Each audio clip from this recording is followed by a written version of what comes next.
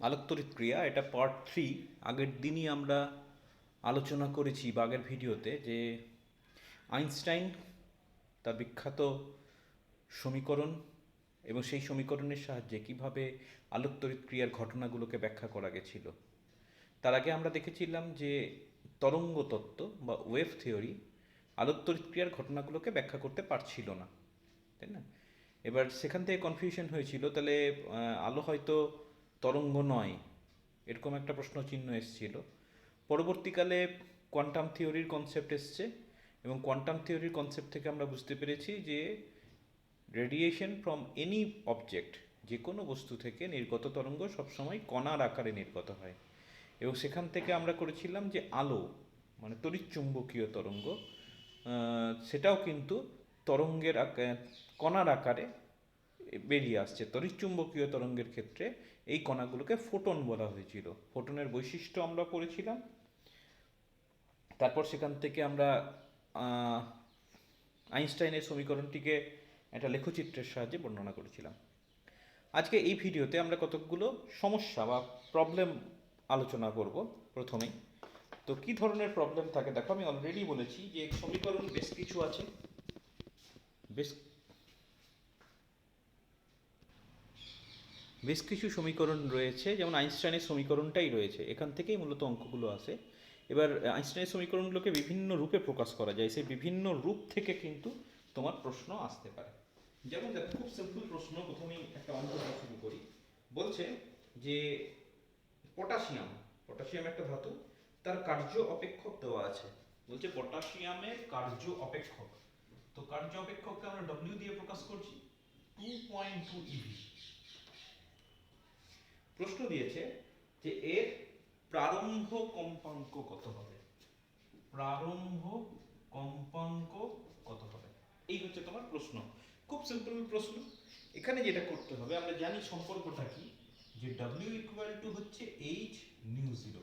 তাহলে এখান থেকে নিউ জিরো সমান আমি লিখতে পারি W বাই এইচ। এবার এখানে ক্যালকুলেশনটা একটা ফ্যাক্টর, তার কারণ হচ্ছে এটা ইভি এককে দেওয়া আছে। এবার ইভি এককে আর যাই হোক আমার অঙ্কটা সবসময় নাও হতে পারে, আমাকে জুল এককে আসতে হবে। তার কারণ হচ্ছে দেখো এইচ, এইচ যেটা আছে সেটা তো তোমার এসআই পদ্ধতি, সেটা মান জানা আছে। তাহলে এখানে আমি করছি দেখো 2.2 ইভি, আমি একবার লিখছি। আর এইচ এর মান হচ্ছে 6.6 into 10 to the power minus 34, এবং এটা কিন্তু এসআই পদ্ধতিতে, মানে এটা থাকবে জুল সেকেন্ডে। তাহলে এটা জুল, নিচেরটা জুল, উপরটা ইভি, সেটা তো হয় না। তাহলে তোমাকে যদি সাজাতে হয় তাহলে এটা হয়ে যাচ্ছে 2.2 ইন্টু 1.6 ইন্টু 10 টু দি পাওয়ার 19, এটা জুল হয়ে গেল। আর এটা হয়ে যাচ্ছে 6.6 into 10 to the power minus 34 joule second. তাহলে জুল জুল কেটে যাবে, ফাইনাল যেটা একক আসবে সেটা হচ্ছে সেকেন্ড ইনভার্স। সেকেন্ড ইনভার্সই হচ্ছে কম্পাঙ্কের একক, বা তুমি বলতে পারো সেকেন্ড ইনভার্স মানে হচ্ছে হার্জ। এবার যদি তুমি এখানে ক্যালকুলেশন করো, এখান থেকে তোমার এটা 3 চলে আসছে। আর এটা যদি ক্যালকুলেশন করি তোমার চলে আসছে 0.53 into 10 to the power 15। Obviously এটা হার্জ এককে। এবার 5.3 করে দিতে পারি, আমি 10 দিয়ে গুণ করলাম, তাহলে এটা 10 দিয়ে ভাগ হয়ে যাবে, 10 টু দি পাওয়ার 14 হচ্ছে। মোটামুটি এটাই হয়ে গেল তোমার উত্তর। ঠিক আছে, বেশ। নেক্সট প্রবলেমে চলে যাই। খুব এরকম ছোট ছোট ছোট ছোট অঙ্ক হতে পারে। তোমাদের হাই সেকেন্ডারিতে তো এই চ্যাপ্টারটা বাদ দেওয়া হয়েছে, তো জয়েন্টের সিলেবাসে কিন্তু এটা অবশ্যই আসতে পারে।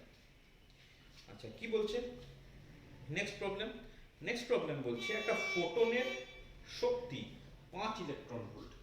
তাহলে একটা ফোটন, তার শক্তি বলছে 5 ইলেকট্রন ভোল্ট। আমি আগে এটাকে জুলে কনভার্ট করে রাখি, কারণ আমার লাগবেই। Into 1.6 into 10 to the power minus 19, তাহলে জুল হয়ে গেল। এটা বলে থাকছে 8 into 10 to the power minus 19 joule. অনেকের প্রশ্ন আসতে পারে আমি 1.602 কেন নিই। তো বলে রাখি, তোমার ইলেকট্রনের যা আধান দেওয়া থাকবে, প্রশ্নে দেওয়া থাকবে, ইলেকট্রনের যা আধান দেওয়া থাকবে সেটাই আমি ব্যবহার করব। আমার এখন সুবিধা হচ্ছে আমি 1.6, আমি অঙ্কটা কিভাবে করব সেটাই মূলত আলোচনা করতে চাইছি। তো বলা রইল, যদি পরীক্ষার প্রশ্নে 1.602 থাকে, তোমাকে 1.602 নিয়ে আলোচনা করতে হবে। যদি 1.6 থাকে 1.6 নিতে হবে। আচ্ছা, কি চেয়েছে? বলছে তরঙ্গ দৈর্ঘ্য নির্ণয় করো, ফাইন্ড দ্য ওয়েভলেন্থ। তো খুব সহজ অঙ্ক। ওয়েভলেন্থ যদি W হয়, তাহলে আমি জানি E equal to hc by lambda, তাহলে ল্যামডা ইকুয়াল টু পড়ে থাকছে hc বাই e, মান বসিয়ে দাও। h হচ্ছে 6.6 into 10 to the power minus 34, c হচ্ছে 3 ইনটু 10 টু দি পাওয়ার 8, আর নিচে পড়ে থাকলো 8 into 10 to the power minus 19। সবগুলোই দেখো এসআই পদ্ধতিতে করা আছে। তাহলে এবার এখান থেকে তোমরা যদি ক্যালকুলেশন করো, তাহলে 10 টু দি পাওয়ারটা আমি অ্যাডজাস্ট করে দিই, এটা হচ্ছে মাইনাস 15 হবে, এটা হয়ে যাবে 8 দিয়ে গুণ, তাহলে 10 টু দি পাওয়ার মাইনাস 7। আর এখানে পড়ে থাকছে 19.8, 3 দিয়ে গুণ করলাম, আর নিচে পড়ে আছে 8। তার মানে এটা তোমার হয়ে যাচ্ছে অবভিয়াসলি মিটার এককে। আচ্ছা, এটা কত আসছে দেখো, 8 দুগুণে 16, 3 8, 4 8 32, 7 8 56, 5 8 40, মোটামুটি এরকম আসছে। আচ্ছা, মিটার থেকে তুমি যদি অ্যাংস্ট্রম এককে যেতে চাও, তাহলে 10 টু দি পাওয়ার মাইনাস 10 দিয়ে ভাগ করতে হবে, তখন কিন্তু মিটারটা অ্যাংস্ট্রম হয়ে যাবে, কারণ তুমি জানো 1 অ্যাংস্ট্রম মানে হচ্ছে 10 to the power minus 10 metre. এটা কিন্তু চাইতে পারে যে অ্যাংস্ট্রম এককে নির্ণয় করো, তখন কিন্তু এটা না করতে পারলে তোমাকে নাম্বার দেবে না। তাহলে এটা উপরে উঠে গেলে 10 টু দি পাওয়ার 3 হয়ে গেল, তাহলে এটা হয়ে যাচ্ছে 2475 অ্যাংস্ট্রম। এই ধাপটা কিন্তু একটু দেখে রেখো, যে আমি মিটার থেকে সবসময় মিটার নয় অ্যাংস্ট্রম, এটা নয় সরি, এই ধাপটা তুমি দেখে রেখো, অ্যাংস্ট্রম যেতে হবে। আচ্ছা, অনেক সময় ন্যানোমিটারে চেয়ে বসে, যদি ন্যানোমিটার চেয়ে বসতো তাহলে এটা দিয়ে ভাগ না করে আমরা 10 টু দি পাওয়ার মাইনাস 9 দিয়ে ভাগ করতাম, তাহলে সেক্ষেত্রে এখানে ন্যানোমিটার এককে আসতো। ঠিক আছে, তার কারণ হচ্ছে 1 ন্যানোমিটার সমান 10 to the power minus 9 metre. ঠিক, বেশ, পরের প্রবলেমে চলে যাও।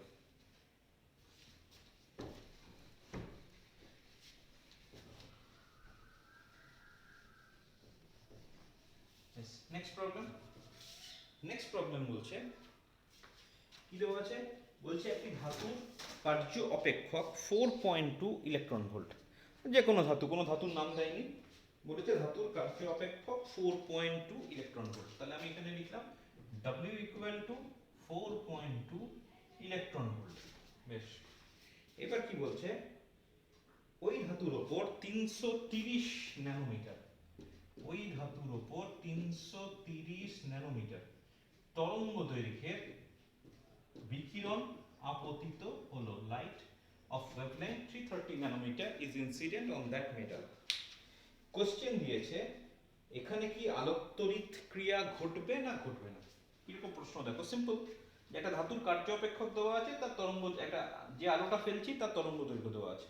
মনে করো এই একটা ধাতু, এই ধাতুর কার্য অপেক্ষক ওই W দেওয়া আছে, এবার তুমি এটার উপর আলো ফেলছো, তাহলে তোমাকে প্রশ্ন দিয়েছে যে এখানে ইলেকট্রন নিঃসৃত হবে না হবে না, মানে সোজা কথায় আলোকতড়িৎ ক্রিয়া ঘটবে না ঘটবে না। তো আলোকতড়িৎ ক্রিয়া কখন ঘটে, খুব সিম্পল ভাবে ভাবো, যে আমার এখানে ফোটন যেটা পড়ছে তার শক্তি হচ্ছে h নিউ, বা তুমি ওইভাবেও না ভেবে ভাবো যে শক্তি হচ্ছে E, কার্য অপেক্ষক হচ্ছে W। তাহলে কখন নির্গত হয়, নির্গত হবে তখন যদি আপতিত আলোর শক্তি কার্য অপেক্ষকের থেকে বেশি হয়, তবেই তো নিশ্চিত হতে পারবে। এটাই তো মূল কথা, যে একটা নির্দিষ্ট কম্পাঙ্কের থেকে বেশি কম্পাঙ্কের আলো যদি আপতিত হয় তাহলে আলোকতড়িৎ ক্রিয়া হয়। তাহলে কম্পাঙ্ক থেকেই শক্তি আসে, আমরা আগের দিন পড়েছি ফোটনের শক্তি E equal two h new, তাহলে সেই h নিউটা যদি W থেকে বেশি হয় তাহলে হবে, তাহলে হবে না। এবার তাহলে আমাকে কি করতে হবে, W টা দেওয়া আছে, তাহলে আমি এই W টা দেওয়া আছে, আমি E টা বের করে ফেলি। E টা কোন এককে বের করব, EV এককে বের করব। যদি এটা 4.2 এর থেকে বেশি হয় তাহলে অবভিয়াসলি হবে, আর যদি 4.2 এর থেকে কম হয় তাহলে হবে না।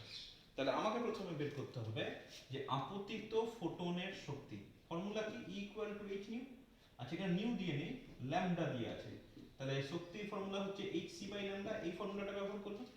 এবার তুমি মান বসিয়ে দাও, এটা 6.6 10 টু দি পাওয়ার মাইনাস 34, এটা 3 ইনটু 10 টু দি পাওয়ার 8, আর এখানে পড়ে থাকছে lambda 330 into 10 to the power minus 9, এটা কিন্তু আসছে জুল এককে। কত আসছে দেখো, আচ্ছা প্রথমেই তুমি 10 টু দি পাওয়ারটা অ্যাডজাস্ট করো, এটা হয়ে যাচ্ছে 10 টু দি পাওয়ার মাইনাস 8, তাহলে 8 8 16, এটা হয়ে যাচ্ছে 16 হলে 10 টু দি পাওয়ার মাইনাস 18। আচ্ছা, এবার বাকিটা দেখো, বাকিটার মধ্যে পড়ে থাকছে 3 আর 33, তাহলে এটা 11 হয়ে যাবে। কাটছি না, আমি জাস্ট দেখাচ্ছি, এটা হয়ে গেল 11, 11 হলে এটা কত পড়ে থাকছে 0.6, 11 হলে পড়ে থাকছে 0, সরি এটা হয়ে যাচ্ছে 0.6, তাহলে 0.6টাকে 6 into 10 to the power -19 joule করতে পারি। জুলে করলে হবে না, ইভিতে আসতে হবে। তাহলে জুল থেকে যদি ইভিতে আসতে হয় আমাকে 1.6 ইন্টু 10⁻⁻19 দিয়ে ভাগ করতে হবে। -19 কেটে গেল। এবার এটা দেখো, এটা পড়ে থাকছে 60/16 ইভি। তুমি চাইলে একবার কাটাকাটি করতে পারো, 4×15 = 60, 4×4 = 16 ইভি। ক্যালকুলেশন করো, 4×3 = 12, 3×0 4×7 = 28, এই মোটামুটি 3.75 ইভি আসছে। তাহলে আপতিত আলোর শক্তি কত? 3.75 ইভি। আর কার্য অপেক্ষক কত? 4.2 ইভি। অবভিয়াসলি এই শক্তিটা আপতিত আলোর শক্তি কার্য অপেক্ষক অপেক্ষা কম। তার মানে কি? ফটোইলেকট্রিক এমিশন হবে না। ঠিক আছে? তাহলে ফাইনালে কনক্লুশন হবে, যেহেতু E is less than W, সুতরাং এক্ষেত্রে আলোক তড়িৎ নিঃসরণ ঘটবে না। এই হচ্ছে তোমার অঙ্ক। তোমাকে একটু বুদ্ধি করে ভাবতে হবে, আর একটু কি করতে হবে? ক্যালকুলেশন করতে হবে। এই চ্যাপ্টারে ক্যালকুলেশনটা মানে ছোট ছোট করে যতটা সম্ভব ক্যালকুলেশনগুলো করতে হবে, কারণ জয়েন্টের জন্য ভাবছি, এই জয়েন্টে কিন্তু এই ধরনের প্রবলেম এসেই থাকে। বেশ, নেক্সট প্রবলেম বলছে একটি ধাতুর কার্য অপেক্ষক 1.9 ইভি। তাহলে ধরে নিলাম যে কোনো একটা ধাতু, তার কার্য অপেক্ষক 1.9 ইভি। এবার বলেছে ধাতু পৃষ্ঠে আপতিত আলোর তরঙ্গ দৈর্ঘ্য। ধাতু পৃষ্ঠে আপতিত আলোর তরঙ্গ দৈর্ঘ্য, the wavelength of the light incident, এটা হয়ে যাচ্ছে 4041 অ্যাংস্ট্রম। নির্গত ফটো ইলেকট্রনের সর্বোচ্চ গতিশক্তি কত? You will have to find out E maximum for electrons. এই হচ্ছে প্রশ্ন। তো এখানে তোমার কিন্তু বলেই দিচ্ছে যে ফটো ইলেকট্রিক এফেক্ট হবে, there will be some photo electric emission. এবার ফটো ইলেকট্রিক এমিশন হলে আমি সেক্ষেত্রে আইনস্টাইনের সমীকরণ ব্যবহার করতে পারি, এবং তুমি সরাসরি করতে পারো। দেখো, আইনস্টাইনের সমীকরণের এরকম একটা ফর্ম ছিল যে E max this is equal to H nu minus W, এরকম একটা ফর্ম করেছি। এখানে ল্যামডা দিয়ে দিয়েছে, তাহলে আমার ফর্মটা হয়ে যাবে hc by lambda minus w। বাস, এটা করলে যা আসবে সেটাই তোমার উত্তর। তাহলে আমি একবার এখানে করে ফেলছি, ক্যালকুলেশন তুমি করবে 6.6 into 10 to the power minus 34 into C, C মানে হচ্ছে 3 ইনটু 10 টু দি পাওয়ার 8, অথবা তুমি এক কাজ করতে পারো, দুটোকে আলাদা আলাদা করে বের করলে, hc বাই ল্যামডা বের করলে আলাদা করে, আর w টা আলাদা করে বের করলে সেটা বোধহয় আরো বেশি ভালো হবে। একসঙ্গে বড় ক্যালকুলেশন, এটা এক নম্বর সাপোজ। তাহলে প্রথমে তুমি hc বাই ল্যামডা বের করে দাও। তাহলে এটা পড়ে থাকছে 6.6 10 টু দি পাওয়ার মাইনাস 34, এটা হচ্ছে 3 ইনটু 10 টু দি পাওয়ার 8। আচ্ছা, এটা পড়ে থাকছে ল্যামডা, অ্যাংস্ট্রমে আছে, তাহলে 4041 into 10 to the power minus 10 করলাম, তাহলে সবটাই জুল এককে হয়ে গেল। আচ্ছা, এটা হলো তোমার জুল এককে। আচ্ছা, 10 টু দি পাওয়ারটাকে অ্যাডজাস্ট করো, 3 দিয়ে এটাকে গুণ করতে হবে, তাহলে এটা হয়ে গেল 19.8, আর নিচে পড়ে থাকলো 4041, রাইট। 10 টু দি পাওয়ারটা অ্যাডজাস্ট করো, 10 আর 8 8, তাহলে এটা পড়ে থাকছে -16। আচ্ছা, এবার তুমি কি করবে? 1.6 into 10 to the power minus 19 দিয়ে ভাগ করে দেবে। এই লাইনটা ভালো করে দেখবে, তাহলে এটা দিয়ে ভাগ করলে ওটা জুল থেকে ইভি এককে হয়ে গেল। এবং এটা যদি তোমরা ক্যালকুলেশন করো, তাহলে মোটামুটি এটা আসবে 3.07 ইভি, 3.074 ইভি। ঠিক আছে? তাহলে বাকি রইল তোমার কার্য অপেক্ষক। আচ্ছা, কার্য অপেক্ষক তো ইভি এককেই দেওয়া আছে। তাহলে এবার তোমার যদি ই ম্যাক্স বের করা হয়, এই যে এক নম্বর ফর্মুলা থেকে hc বাই ল্যামডা হচ্ছে 3.074, আর এটা হয়ে যাচ্ছে 1.9। এবার এখান থেকে বিয়োগ করলে পড়ে থাকছে 1.174 ইভি। তাহলে নির্গত ফটো ইলেকট্রনের সর্বোচ্চ গতিশক্তি হয়ে যাবে 1.174 ইভি। ঠিক আছে? বেশ, একটু অন্য ফর্মুলা ব্যবহার করি, এটাও আইনস্টাইনের সমীকরণ। আচ্ছা, নেক্সট যেটা প্রবলেম দিয়েছে,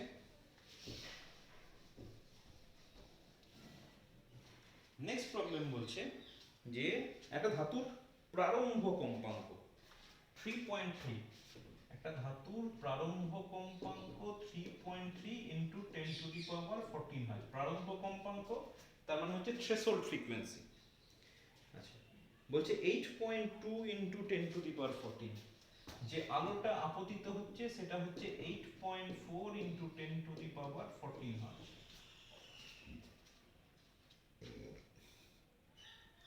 নিবৃত্তি বিভব কি হবে? Find capital V. এই হচ্ছে তোমার প্রশ্ন। তাহলে কিভাবে অঙ্কটা করা যেতে পারে? এটা ছিল তোমার ফান্ডামেন্টাল আইনস্টাইনের প্রাথমিক ইকুয়েশন যেটা, তারপরে আমরা মডিফাই করে বিভিন্ন ফর্ম পেয়েছি। তাহলে অঙ্কটা দেখো, নিউ দেওয়া আছে, নিউ জিরো দেওয়া আছে, তোমাকে বলেছে ভি জিরো। তাহলে একটু মনে করিয়ে দিই, এই হাফ এটা ছিল তোমার half M V M square, এটা এইচ নিউ, আর এটা হচ্ছে এইচ নিউ জিরো। এই ধাপগুলো দেখার দরকার নেই, আমি বলে নিই আগে। আচ্ছা, এটা সমান তুমি পেয়েছিলে মনে করে দেখো ই ইন্টু ভি জিরো, এখান থেকেই তোমার নিবৃত্তি বিভব বা স্টপিং পটেনশিয়াল আছে, আর এটা হয়ে যাচ্ছে নিউ মাইনাস নিউ জিরো। আমরা এই ইকুয়েশনটা ব্যবহার করব। এই তিনটে লাইন তোমাকে পরীক্ষায় দেখানোর দরকার নেই, তুমি এটা রাফে বা মনে মনে করে নেবে, সেখান থেকে তোমার এই ইকুয়েশনটা আসছে দেখিয়ে দেবে ব্যাস। তারপরে দেখো অঙ্কটার মধ্যে আর কিছু নেই, কারণ এটা হয়ে যাচ্ছে 6.6 into 10 to the power minus 34, এখানে বিয়োগ হয়ে যাচ্ছে 8.4 ইন্টু 10 টু দি পাওয়ার 14, আর এটা হয়ে যাচ্ছে 3.3 ইন্টু 10 টু দি পাওয়ার 14। আর এখান থেকে তুমি যদি v0 করো তাহলে e দিয়ে ভাগ হয়ে যাবে, e মানে 1.6 into 10 to the power minus 90। আর সেটা তুমি ক্যালকুলেশন করে ফেলো, এটা হয়ে যাচ্ছে 66/16, 2 দিয়ে কেটে দিলাম, তাহলে 33/8, 10 টু দি পাওয়ার এটা আসছে মাইনাস 15, এখান থেকে 10 টু দি পাওয়ার 14টা কমন নিয়ে নিলাম, তাহলে এটা পড়ে থাকবে 5.1। এবার তুমি ক্যালকুলেশন করবে, ক্যালকুলেশন করলে মোটামুটি 2.03 ভোল্ট আসবে, যেহেতু ই দিয়ে ভাগ করে দিয়েছি তাহলে ইলেকট্রন ভোল্ট আসবে না। আর যদি ই দিয়ে ভাগ না করতাম তাহলে এটা কিন্তু ইলেকট্রন ভোল্ট একক হয়ে যেত। ঠিক আছে, তুমি এটাও করতে পারো যে আমি যেখানে ই দিয়ে ভাগ করেছি, ই দিয়ে যদি ভাগ না করো তাহলে উত্তর আসবে, এবং সেক্ষেত্রে সেটা ইলেকট্রন ভোল্ট আসবে। ঠিক আছে, বেশ। নেক্সট,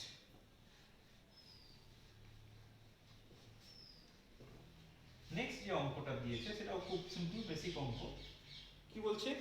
বলছে তোমার কাছে তোমার যে ফোটনটা আছে সেই ফোটনের শক্তি দেওয়া আছে, মানে ফোটন মানে হচ্ছে যে লাইটটা পড়ছে সেই লাইটের এনার্জি হচ্ছে 5 eV।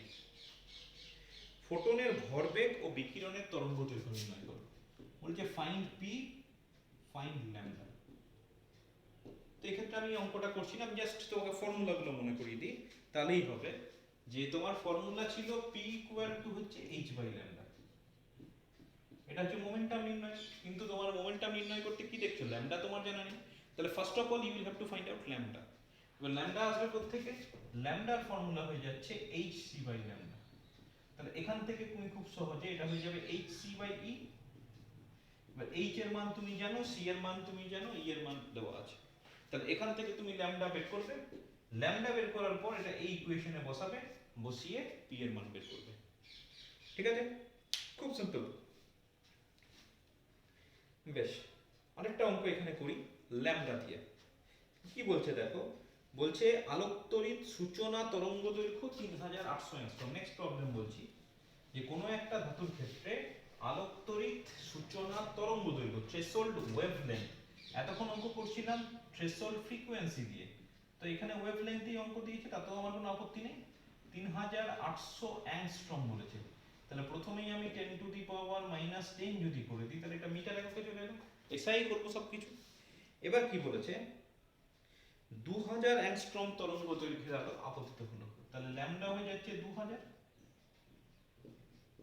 তাহলে এটা পড়ে থাকছে 2000 into 10 to the power minus 10 metre. আরো দুটো শূন্য বোধহয় অ্যাডজাস্ট করা যায়, এখানে এটা হয়ে যাচ্ছে 38 into 10 to the power 8 metre, আর এটা হয়ে যাচ্ছে 20 into 10 to the power minus 8 metre. আমি দুটো সংখ্যা রাখলাম, যেহেতু এটাতে দুটো সংখ্যা ছিল, 10 টু দি পাওয়ার মাইনাস 9 করা যেত, দরকার নেই। আচ্ছা, একই রকম প্রশ্ন দিয়েছে যে নির্গত ফোটো ইলেকট্রনের সর্বোচ্চ গতিশক্তি কত। তেমনি ফর্মুলা হচ্ছে H nu minus new zero, কিন্তু নিউ দিয়ে আমাদের অঙ্ক দেয়নি, আমাদের ল্যামডা দিয়ে দিয়েছে, তাহলে সেক্ষেত্রে এটা কিরকম হবে, এইচ এটা হয়ে যাচ্ছে সি বাই ল্যামডা, এটা হচ্ছে সি বাই ল্যামডা জিরো, তাহলে এইচ সি যদি কমন নিয়ে নিই আমার পড়ে থাকবে 1 by lambda minus 1 by lambda zero. এই ফর্মুলা দিয়ে তোমাকে অঙ্ক করতে হবে। এবার ফর্মুলা নির্ণয় করাটা তোমাকে দেখাবার দরকার নেই, তুমি রাফে করে নেবে, মেন ফর্মুলা থেকে বাকি ফর্মুলাগুলো করে নেওয়া যায়, তো আমি রাফে বের করে নেব, তারপর এখান থেকে শুরু করব। দেখো এবার অঙ্কটার কিছু নেই, 6.6 into 10 to the power minus 34, এটা 3 ইন্টু 10 টু দি পাওয়ার 8, এখানে পড়ে থাকছে 1 বাই ল্যামডা, তাহলে 20 into 10 to the power minus 8, আর এটা পড়ে থাকছে 38 into 10 to the power minus 8। তাহলে 10 টু দি পাওয়ার মাইনাস 8 টাকে প্রথমে বের করে নাও। এটা হচ্ছে 19.8 10 টু দি পাওয়ার মাইনাস 26। এটা 10 টু দি পাওয়ার মাইনাস 8 টা কমন নিয়ে নিলাম, তাহলে পড়ে থাকছে 1/20 1/38। অবভিয়াসলি এটা কিন্তু জুল এককে, এখন কোনো কিছু ট্রান্সফার করিনি, তাহলে জুল এককে আসছে। এটা পড়ে থাকছে দেখো 19.8 into 10 to the power minus 18। এবার আমি এটাকে 1.6 into 10 to the power minus 19 করে দিলাম। আচ্ছা, এটা হয়ে গেল 20 ইন্টু 38, উপরে হয়ে গেল 38 মাইনাস 20, আর এটা হয়ে গেল ইভি একক। ঠিক আছে, ক্যালকুলেশন অনেক সহজ হয়ে গেল। এবার ফাইনালি তুমি যদি ক্যালকুলেশন করো, এটা আসবে মোটামুটি 2.94 ইভি। দেখো, এইভাবে আমরা খুব সহজে অঙ্কগুলো করে ফেলতে পারি। তুমি খালি টার্গেট রাখবে যে আইনস্টাইনের ইকুয়েশনের ফর্মটা যেন মনে রাখা যায়, এবং সেই ফর্ম থেকে তুমি যেন যে কোনো ফর্মে, যে ফর্মে অঙ্ক চাইছে, মানে যে প্যারামিটারগুলো দেওয়া আছে সেই প্যারামিটারের ফর্মে তোমাকে যেন তুমি যেন ইকুয়েশনটাকে চেঞ্জ করতে পারো। তাহলেই দেখবে অঙ্কগুলো আর কিছু কঠিন নেই। হ্যাঁ, ক্যালকুলেশন একটু আছে। বেশ, অঙ্ক বেশ কিছু আলোচনা করলাম। এবার মেন আরেকটা আলোচনা, যেটা বারবার প্রশ্ন করছিলাম, মানে প্রশ্ন রেখেছিলাম তোমাদের কাছে, যে আমরা দেখতে পেয়েছিলাম যে প্রতিফলন প্রতিসরণ এই ঘটনাগুলোকে যদি আমাকে ব্যাখ্যা করতে হয়, তাহলে আমাকে ধরে নিতে হচ্ছিল যে লাইট যখন প্রতিফলন প্রতিসরণ ব্যাখ্যা করতে হচ্ছে, তখন আমি ধরে নিচ্ছি লাইট ইজ আ ওয়েভ। কিন্তু যখন ফটো ইলেকট্রিক এফেক্ট যখন ধরে নিচ্ছি, তখন আমাকে ধরে নিতে হচ্ছে লাইট ইজ আ পার্টিকেল। এবং বলেছিলাম এটাকেই বলা হচ্ছে ডুয়েল নেচার অফ লাইট বা dual nature of electromagnetic radiation বা দ্বৈত প্রকৃতি, তাই না? এবার বিজ্ঞানীদের মানে যারা নিন্দুক, তারা তো সবসময় প্রশ্ন করেই যাবে, তাদের মধ্যেই প্রশ্ন, তারা প্রশ্ন করতে লাগলে এটা ঠিক করে তো বলা উচিত। আমরা তো ফিজিক্স নিয়ে পড়াশোনা করছি, একবার যখন ইচ্ছা হবে আমি একটাকে ওয়েভ ধরছি, যখন ইচ্ছা হচ্ছে আমি লাইটকে পার্টিকেল ধরছি, এইভাবে তো চলতে পারে না। You will have to specify কোনটা ধরবো, কোনটা ধরে আমরা কাজ করব। এবার যে ঘটনাগুলোর কথা যদি ভাবো, যে ওয়েভ কখন ধরছি, যদি আমি রিফ্লেকশন, যদি আমি রিফ্র্যাকশন, এই ঘটনাগুলো যদি আমি ব্যাখ্যা করি, বা পরবর্তীকালে আরেকটা ইম্পর্টেন্ট ঘটনা নিয়ে পড়বো যেটাকে বলা হয় ব্যতিচার, ইন্টারফারেন্স, এই সব ঘটনাগুলোকে যদি ব্যাখ্যা করতে চাইছি, তাহলে আমাকে ধরতে হচ্ছে লাইট ইজ আ ওয়েভ। কিন্তু এই যে নতুন ঘটনাগুলো যেগুলো এক্সপেরিমেন্টালি আমি পাচ্ছি, যেমন ফটো ইলেকট্রিক এফেক্ট, আলোক তড়িৎ ক্রিয়া, তারপরে পরবর্তীকালে তুমি আবার পড়বে কম্পটন এফেক্ট, এটা তোমাদের সিলেবাসে নেই যদিও। এই ঘটনাগুলো যখন ব্যাখ্যা করার প্রশ্ন আসছে, তখন আমি ধরে নিচ্ছি লাইট ইজ আ পার্টিকেল। তা বললে কি করে হবে? প্রশ্ন হচ্ছে যে আমি এক সময় একজনকে বলবো তার লাইটের প্রপার্টি, ওয়েভের প্রপার্টি আছে, আর এক সময় বলবো তার পার্টিকেলের প্রপার্টি আছে, শুনবে কেন লোকে? তাহলে এই দুটোর মধ্যে একটা কম্প্রোমাইজ দরকার ছিল, মানে কোথাও একটা এদেরকে মেলাবার দরকার ছিল। তো যিনি মিলিয়েছিলেন তার নাম হচ্ছে, তিনি একজন ফরাসি সায়েন্টিস্ট, লুইস দা ব্রয়। অ্যাকচুয়ালি ফরাসি নাম তো, অ্যাকচুয়ালি হচ্ছে লুইস দা ব্রয়, কিন্তু আমরা এটাকে হুবহু ই2বি করি। দেখবে বইয়ে ব্রগলি কথাটা লেখা আছে, লুইস দি ব্রগলি। ইনি এই দুটোর মধ্যে একটা মেলবন্ধন করতে পেরেছিলেন, এবং খুব ইম্পর্টেন্ট একটা কথা বলেছিলেন। উনি যেটা বলেছিলেন সেটাকে বলা হয় ডি ব্রগলি প্রকল্প। ডি ব্রগলি প্রকল্প, প্রকল্প মানে হচ্ছে উনি প্রমাণ হিসেবে কিছু বলেননি, কিন্তু উনি যেটা বলেছিলেন পরবর্তীকালে এক্সপেরিমেন্টালি প্রমাণ হয়েছে, উনি নিজে করতে পারেননি। ওনার কনসেপ্ট কি ছিল দেখো, উনি কিভাবে দুটোকে মেলালেন। উনি বললেন whenever a particle is in motion it is equivalent to a wave। অর্থাৎ কোনো একটা কণা যখনই গতিশীল হবে, তখনই আমি সেটাকে একটা ওয়েভের মতো ভাবতে পারি। তার মানে কি, পার্টিকেল আর ওয়েভটাকে উনি মিলিয়ে দিলেন। বক্তব্য খুব পরিষ্কার, যে একটা m ভরের কণা যদি v বেগে গতিশীল হয়, that will be equivalent to A wave, এবং সেই ওয়েভের ওয়েভলেংথ হয়ে যাবে h/mv। এটা সবটাই উনি বললেন, এটা হচ্ছে উনার মতামত। এবং সেক্ষেত্রে সেই ওয়েভটাকে আমরা বলবো ডি ব্রগলি ওয়েভ, অনেক সময় বলা হয় ম্যাটার ওয়েভ। ঠিক আছে, ম্যাটার ওয়েভ, জিনিসগুলো একটু একটু জেনে রাখা ভালো। ঠিক আছে, এবার যখন উনি এই জিনিসটা বললেন, এই তত্ত্বটা দিলেন, তখন কিন্তু সমস্ত বিজ্ঞানীরা জিনিসটাকে অ্যাকসেপ্ট করে নিতে চাইলেন। তার কারণটা কি? তার কারণ হচ্ছে এই জিনিসটাকে ধরে নিই যদি, তার মানে বোঝাচ্ছে যে particle and wave they are actually equivalent, তাই না?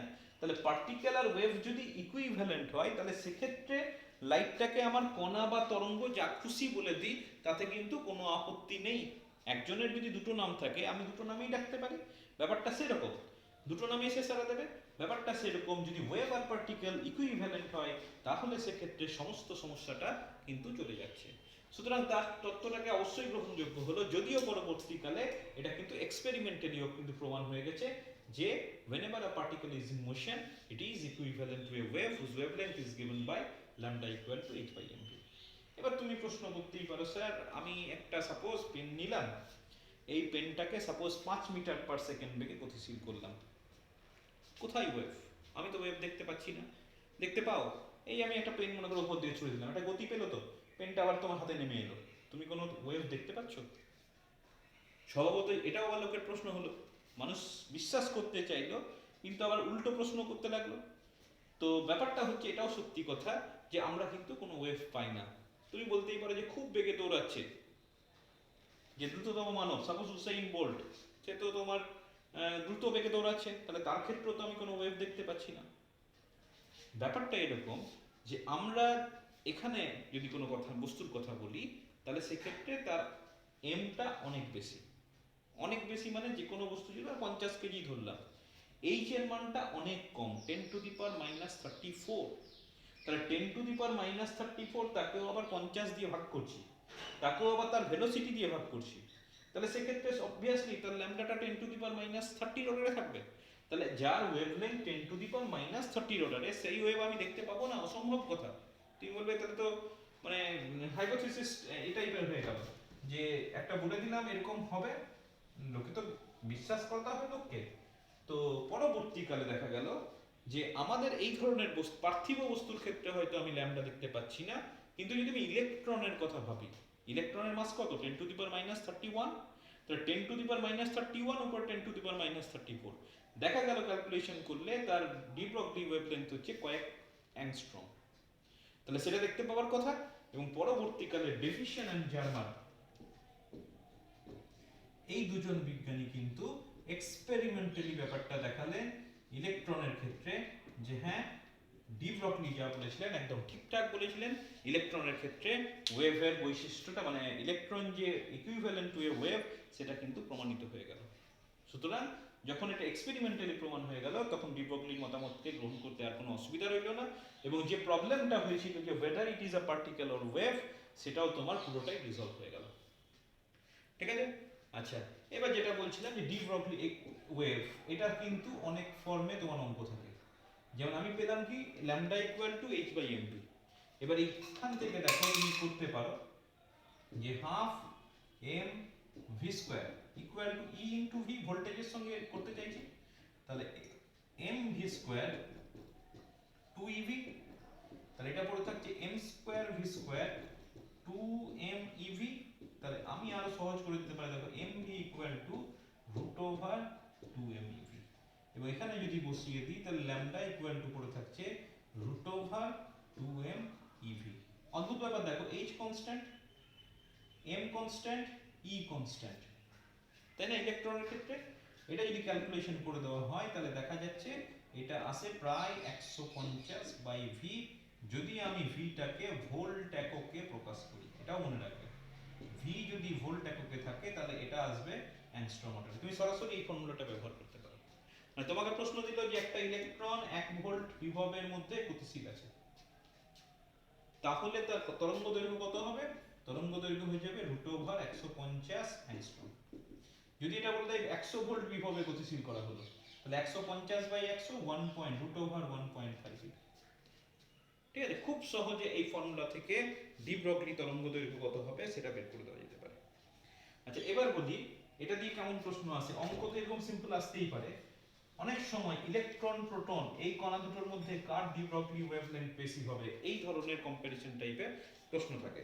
বললো যে দুজনেই একই গতিশক্তি নিয়ে যাচ্ছে, একটা ইলেকট্রন আর একটা প্রোটন, দুজনের কাইনেটিক এনার্জি বলে দিল সেম।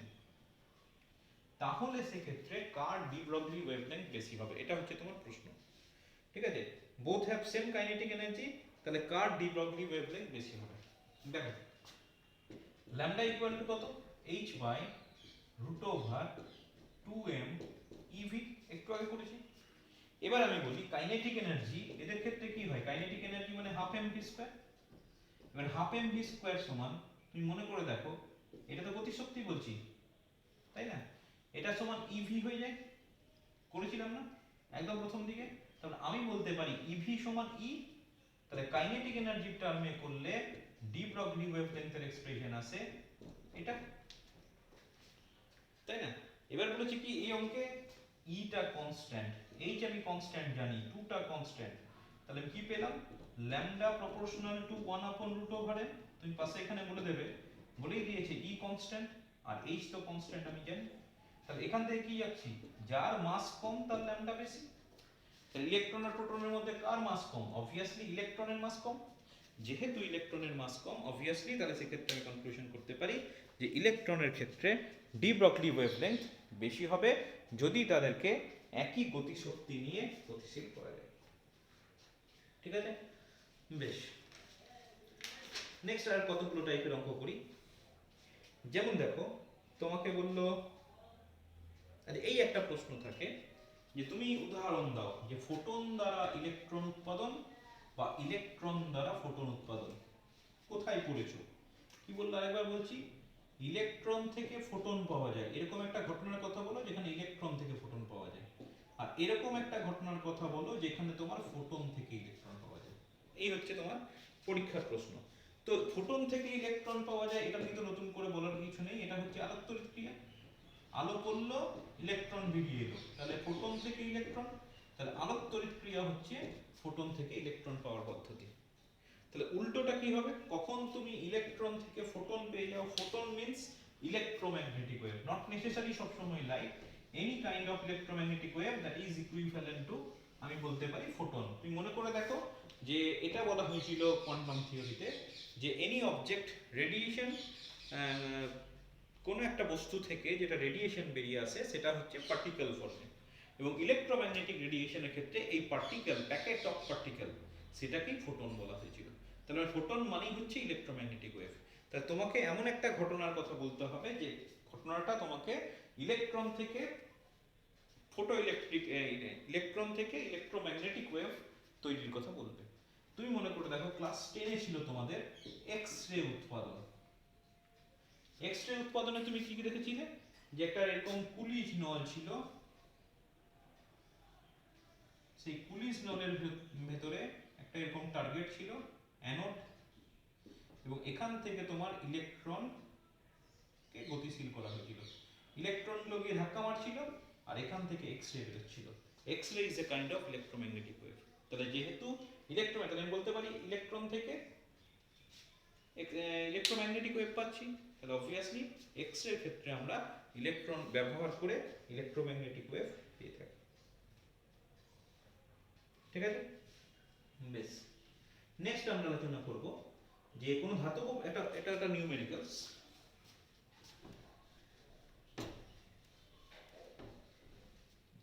বলছে কোনো ধাতব পৃষ্ঠের উপর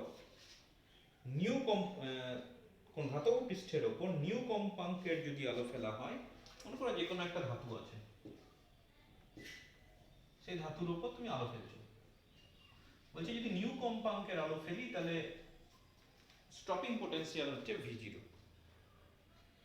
যদি নিউ বাই 2 কম্পাঙ্কের আলো ফেলি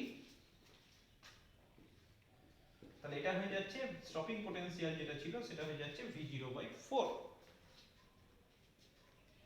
প্রশ্ন দিয়েছে প্রারম্ভ তরঙ্গ দৈর্ঘ্য কত। প্রশ্ন বোঝা গেছে, দুটো একসঙ্গে মিলিয়েছে, কোনো ধাতব পৃষ্ঠের উপর নিউ কম্পাঙ্কের আলো ফেলা হলে নিঃসৃত ফটো ইলেকট্রনের নিবৃত্তি বিভব হয় V0, যদি নিউ বাই 2 কম্পাঙ্কের আলো ফেলি তাহলে নিবৃত্তি বিভব হয় V0/4। তাহলে সেক্ষেত্রে প্রারম্ভ কম্পাঙ্ক কত, সরি এটা ওয়েভলেংথ দেয়নি, এটা বলেছে ফাইন্ড দা থ্রেশহোল্ড ফ্রিকোয়েন্সি। তো কিভাবে করব দেখো, দেখো আমার কাছে আইনস্টাইনের সমীকরণ আছে, তাহলে এই কন্ডিশনটা আমি একবার আইনস্টাইন সমীকরণে বসাবো, একটা ইকুয়েশন পাবো, তারপরে এই কন্ডিশনটা আইনস্টাইনের সমীকরণে বসাবো। তাহলে দুটো কন্ডিশন, দুটো ইকুয়েশন সলভ করলে আমি নিউ জিরোর মান পেয়ে যাব। তো আইনস্টাইনের কোন সমীকরণটা বসাবো সেটা একটা প্রশ্ন। আইনস্টাইনের আমি সেই সমীকরণটা নেবার চেষ্টা করব যেখানে তোমার নিউ আর ভি জিরোর সমীকরণ আছে। তো আইনস্টাইনের সমীকরণটা আমি একবার লিখছি, মনে করিয়ে দিচ্ছি যে এরকম ছিল E max equal to h nu minus h nu zero, এটা আননোন। তাহলে এই ইকুয়েশনটা লাগবে না, আমার একটা নিবৃত্তি বিভব আনতে হবে। তো আমি জানি ই ম্যাক্স হচ্ছে e into V zero h nu minus h nu zero, এই ইকুয়েশনটা আমি নেব, তাই না? তাহলে তোমাকে বুঝতে হবে যে আমি কোন ইকুয়েশনটাকে ব্যবহার করব, সেটা করতে না পারলে মুশকিল আছে। তো দেখো আমি কিভাবে করব। আমি এটাকে এইভাবেই সাজাতে পারি যে এখান থেকে হয়ে গেল, এটা ফার্স্ট কন্ডিশন নিউ হলে ভি জিরো, তাহলে এটা এক নম্বর ইকুয়েশন হয়ে গেল। সেকেন্ড ক্ষেত্রে কি বলেছে, ভি জিরোর জায়গায় ভি জিরো বাই ফোর আর নিউর জায়গায় নিউ বাই টু, এটা তো চেঞ্জ হবে না। দু নম্বর, তো এখান থেকে তোমাকে সলভ করে নিউ জিরো আনতে হবে, তাহলে নিউ জিরোটা কাটলে হবে না, তাই না? নিউ জিরোটা কাটলে তোমার হবে না, তোমাকে এই দুটোকে এখান থেকে সমাধান করে তোমাকে এটা আনতে হবে, তাই তো? তাহলে এক কাজ করো, কি করলে তোমার আসবে ভাবো। তুমি এটাকে 4 দিয়ে গুণ করে দাও, দু নম্বরটাকে 4 দিয়ে গুণ করে দাও। দু নম্বরটাকে 4 দিয়ে গুণ করলে পড়ে থাকছে ই ভি জিরো, এটা 2h নিউ, আর এটা পড়ে থাকছে 4h নিউ জিরো, এটা 3। তাহলে এবার তুমি 1 আর 3 নাও, 1 মাইনাস 3 করে দাও, তাহলে 1 মাইনাস 3 করে দিচ্ছি। এটা মাইনাস এটা 0, এটা মাইনাস এটা মাইনাস h নিউ, এটা মাইনাস এটা minus minus plus 3h new zero. তাহলে পড়ে থাকছে 3h new zero equal two h new, মানে নিউ জিরো ইকুয়াল টু পড়ে থাকছে নিউ বাই 3। তাহলে সূচনা কম্পাঙ্ক হয়ে যাচ্ছে nu zero equal to nu by 3। এটার উপর কিন্তু অঙ্ক তোমার আসে, আচ্ছা। আচ্ছা, উষ্ণতা দিয়ে অনেক সময় লিঙ্ক করে অঙ্ক দেয়, যেমন বলছি দেখো, বলছে 127 ডিগ্রি সেন্টিগ্রেড উষ্ণতা।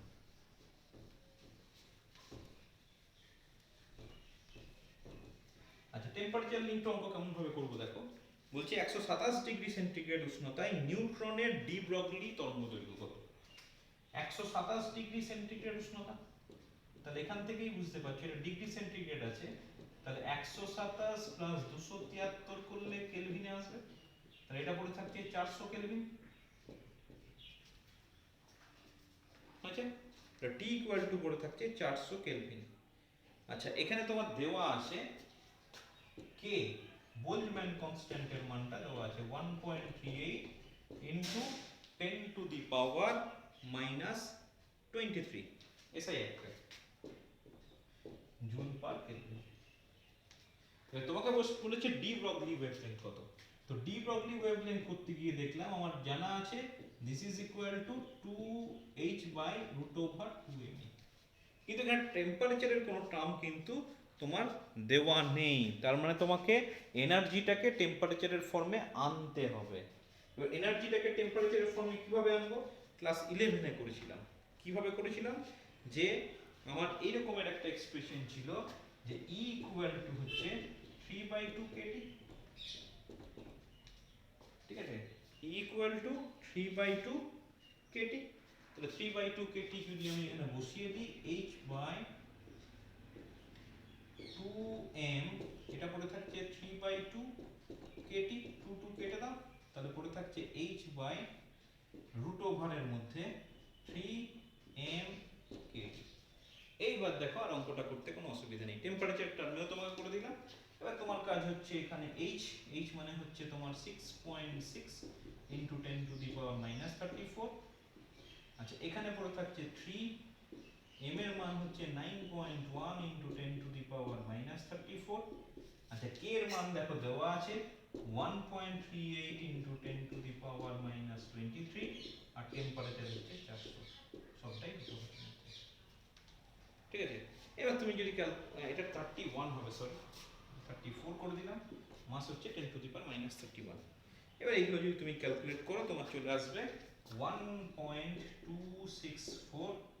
অবভিয়াসলি এটা কিন্তু ছিল মিটার এককে, এটা into 10 to the power minus 10 metre, মানে এটাকে যদি তুমি ভাগ করে দাও তাহলে এটা 1.264 অ্যাংস্ট্রম হয়ে যাবে।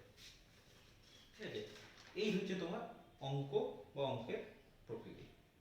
ঠিক, অনেক সময় এরকম দেয় যে কোন এক বছর প্রশ্ন দিয়েছিল যে তোমাকে